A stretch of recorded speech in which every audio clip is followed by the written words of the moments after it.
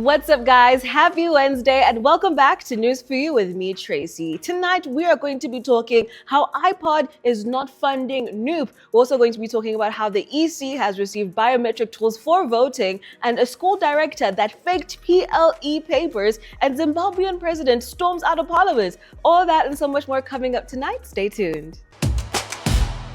Justice Minister Norbert Mao has presented regulations to implement the Political Parties Amendment Act of 2025, which integrates the Inter-Party Organization for Dialogue, IPOD, into the National Consultative Forum and regulates political party funding. Mao clarified that any sanctions will only affect a party's share of public funds, not its membership within IPOD.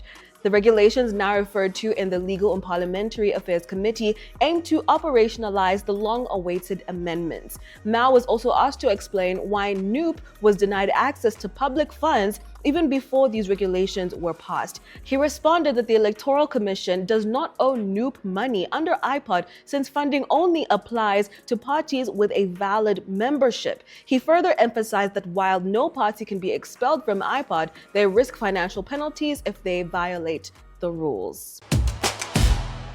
The Electoral Commission has received its first batch of 60,000 biometric verification tools ahead of the upcoming elections. This is a major step towards enhancing electoral transparency and credibility. Commission Chairperson Justice Simon Byabakama says the new devices will play a key role in ensuring a free, fair and credible election by tightening voter registration and verification processes.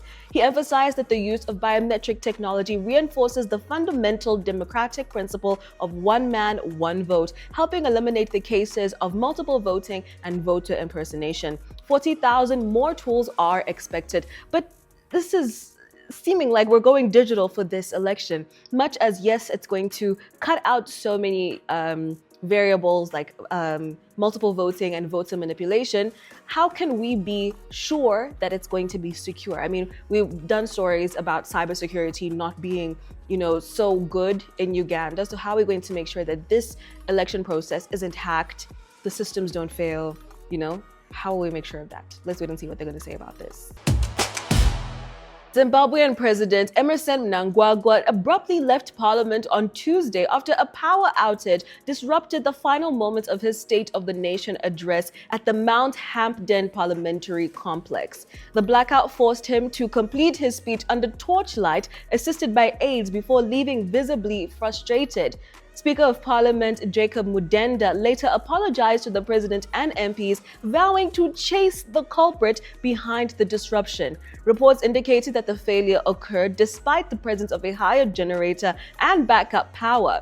Witnesses say that Mnangagwa insisted on finishing his speech despite attempts to stop him. This marks a second major power failure in Parliament within a year, following a similar incident during the national budget presentation last November. This is crazy. One thing about electricity, it will embarrass you.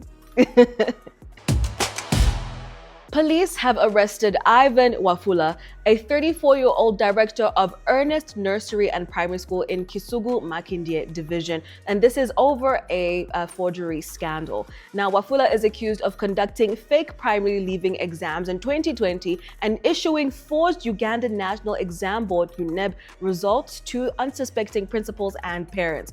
According to police spokesperson, Wafula allegedly took the candidates to Busia district to sit counterfeit exams before giving them forged results and recommendation letters used to enroll in secondary schools. The fraud was uncovered in 2024 when Ebenezer Secondary School demanded original PLE slips from the affected students, which Wafula failed to produce.